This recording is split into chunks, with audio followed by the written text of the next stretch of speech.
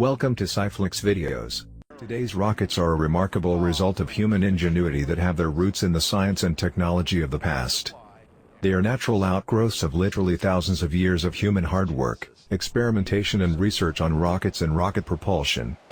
It was the Chinese that began experimenting with gunpowder-filled tubes. At some point in the 10th or 11th century, they attached bamboo tubes to arrows and launched them with bows. Soon they discovered that these gunpowder tubes could launch themselves just by the power produced from the escaping gas. It is said that the Chinese repelled the Mongol invaders by a barrage of arrows of flying fire. These fire arrows were a simple form of a solid propellant rocket. By the 16th century, rockets fell into a time of disuse as weapons of war, though they were still used for firework displays. A German fireworks manufacturer, Johann Schmidt-Lapp, invented the step rocket, a multi-staged vehicle for lifting fireworks to higher altitudes. A large skyrocket carried a smaller skyrocket. When the large rocket burned out, the smaller one continued to a higher altitude before showering the sky with glowing cinders. Schmidt-Lapp's idea is basic to all rockets today that go into outer space. During the latter part of the 17th century, the scientific foundations for modern rocketry were laid by the great English scientist Sir Isaac Newton. Newton organized his understanding of physical motion into 3 scientific laws. The laws explained how rockets work and why they are able to work in the vacuum of outer space. Newton's laws soon began to have a practical impact on the design of rockets. During the end of the 18th century and early into the 19th, rockets experienced a brief revival as a weapon of war.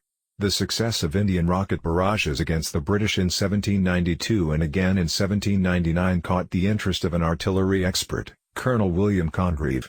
Congreve set out to design rockets for use by the British military. In 1898, a Russian schoolteacher, Konstantin Tsiolkovsky, proposed the idea of space exploration by rocket. In a report he published in 1903, Tsiolkovsky suggested the use of liquid propellants for rockets in order to achieve greater range. Tsiolkovsky stated that the speed and range of a rocket were limited only by the exhaust velocity of escaping gas. For his ideas, careful research and great vision, Tsiolkovsky has been called the father of modern astronautics. Early in the 20th century, an American, Robert H. Goddard, conducted practical experiments in rocketry. He had become interested in a way of achieving higher altitudes than were possible for lighter-than-air balloons. He published a pamphlet in 1919 entitled A Method of Reaching Extreme Altitudes. It was a mathematical analysis of what is today called the meteorological sounding rocket. Goddard's earliest experiments were with solid propellant rockets. In 1915, he began to try various types of solid fuels and to measure the exhaust velocities of the burning gases. While working on solid propellant rockets, Goddard became convinced that a rocket could be propelled better by liquid fuel. No one had ever built a successful liquid propellant rocket before. It was a much more difficult task than building solid propellant rockets. Fuel and oxygen tanks, turbines, and combustion chambers would be needed. In spite of the difficulties, Goddard achieved the first successful flight with a liquid propellant rocket on March 16, 1926. Fueled by liquid oxygen and gasoline, the rocket flew for only 2.5 seconds, climbed 12.5 meters, and landed 56 meters away in a cabbage patch. By today's standards, the flight was unimpressive, but like the first powered airplane flight by the Wright brothers in 1903, Goddard's gasoline rocket was the forerunner of a whole new era in rocket flight. Goddard's experiments in liquid propellant rockets continued for many years. His rockets became bigger and flew higher. He developed a gyroscope system for flight control and a payload compartment for scientific instruments. Parachute recovery systems were employed to return rockets and instruments safely. Goddard, for his achievements, has been called the father of modern rocketry. Hermann Oberth, another pioneer in space technology, who published a book in 1923 about rocket travel into outer space. His writings were extremely important and gained so much popularity that many small rocket societies sprang up all around the world. In Germany, the formation of one such society led the development of the V-2 rocket, which was used against London during World War II. In 1937, these German engineers and scientists, assembled in Peenemünde, on the shores of the Baltic Sea and built the most advanced rocket of its time under the directorship of Werner von Braun. The V-2 rocket was small by comparison to today's rockets. It achieved its great thrust by burning a mixture of liquid oxygen and alcohol at a rate of about 1 ton every 7 seconds. Once launched, the V-2 was a formidable weapon that could devastate whole city blocks. Unbeknownst to many, Operation Paperclip was a secret project of the 1950s coordinated by U.S., through which more than 1,600 German scientists, engineers, and technicians, such as Wernher von Braun and his V-2 rocket team, were encouraged to move from Germany to the United States to be a part of the U.S. space program. Many were former members and some were former leaders of the Nazi Party. And thus began the space race between the two blocs, the Soviet Union and the United States.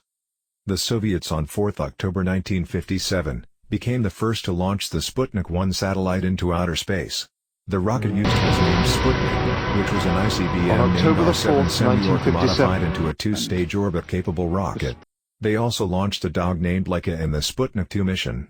The Jupiter C or Juno launched America's first scientific satellite Explorer 1 into orbit on January 31, 1958.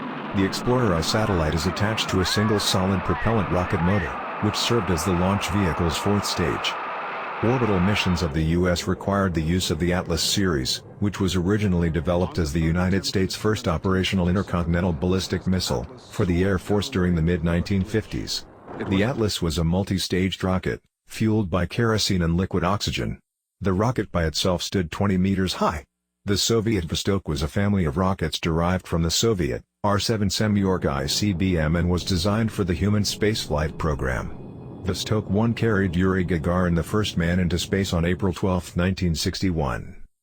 The Atlas' first stage was a booster with two engines burning liquid fuel.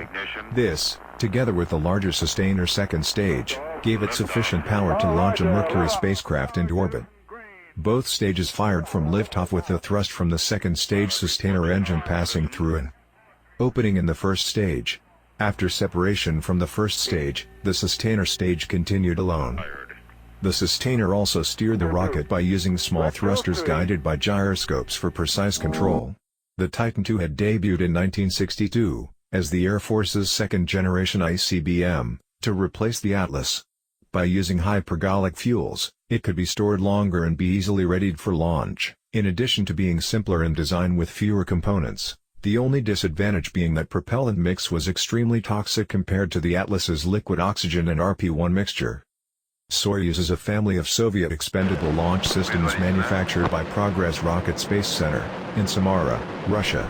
Known for its reliability and moderate cost, and over 1,700 flights, since its debut in 1966, the Soyuz is the most frequently used launch vehicle in the world. Saturn V launch vehicles was America's heavy-duty rocket series. The three-stage Saturn V was designed to send a fully fueled command and service module and a lunar module to the Moon. It was about 10 meter in diameter and stood 110.6 meter tall with 43,900 kilograms lunar payload. The Saturn V first stage burned RP-1 and liquid oxygen. The second and third stages burned liquid hydrogen. The Soviets tried to develop their own version of the Saturn V called the N-1. The timings didn't go so well. Then the Space Shuttle program was proposed to make the launches cheaper by making the rockets partially reusable.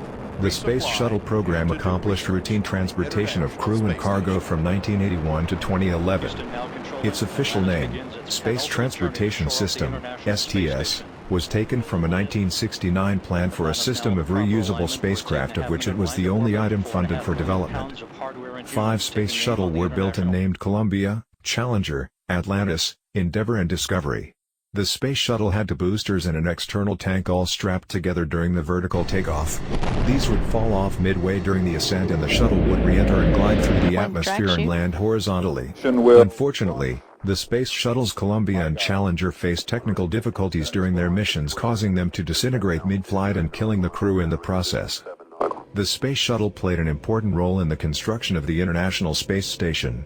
Due to higher-than-predicted cost and the criticism faced after the disasters, the NASA announced the Space Shuttle program's retirement in 2004.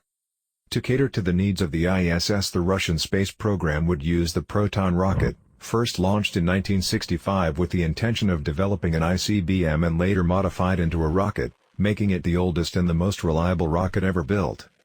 The Space Launch System, SLS, is a U.S. Super Heavy Lift Expendable Launch Vehicle, which has been under development since its announcement in 2011. It is the primary launch vehicle of NASA's deep space exploration plans, including the planned crewed lunar flights of the Artemis lunar program and a possible follow-on human mission to Mars. During this time, Many other countries have also been developing, testing and launching their own rockets. The Indian Space Research Organisation, ISRO, had developed their PSLV and GSLV series. ISRO is known for their clever engineering solutions while working on an extremely small budget and very inexpensive rockets. PSLV currently holds the world record for maximum satellites per launch with 104 satellites deployed in one launch. They also have a successful Mars and Moon missions. The European Space Agency ESA is also extremely successful with their notable Mars and Venus mission launched on the Ariane series. Their primary launcher is the Ariane 5, in service from 1997. JAXA, or Japan Aerospace Exploration Agency, is also top in the field. Their primary rockets are the H-2 series and Epsilon rockets. They have also carried out successful missions to study asteroids like Hayabusa. Next, we won't be talking about the Chinese, because #boycott China. In the 21st century there is a new wave of private commercial rocket and satellite companies. Some of the famous ones are SpaceX, Blue Origin, Rocket Lab, Virgin Galactic, Ad Astra and Arcaspace, to name a few among many. The one making headlines lately is SpaceX. SpaceX, famous for their Falcon 9 rocket, is revolutionizing the space industry with its vertical landing capability and reusability, leading to a drastic reduction in launch cost. It is primarily a heavy satellite launcher but can be adapted for other uses. Their heavy-duty rocket named the Falcon Heavy is also reusable. SpaceX have signed contracts with NASA to assist in the back and forth transport of goods and crew to the ISS in their Dragon capsule. Blue Origin and their rocket New Shepard is also reusable, though not as successful as SpaceX. They are working with NASA to supply crew modules and other technologies for the Artemis program. Rocket Lab has found their niche and has become the leader in the growing smallsat industry. Their rocket named Electron is made of carbon fiber and is extremely light, lighter than a car. They are working on making their rocket reusable by recovering it after the launch with a mid-air capture using a helicopter. Electron's engine, the Rutherford engine, is also known for its simple and efficient design. The vision of the company Virgin Galactic is to cater to the space tourism industry. Their suborbital spacecraft is attached to a carrier airplane and launch mid-air. The spacecraft takes the tourists to the edge of space to a height of almost 90 kilometers. Space exploration has been the talk for many decades.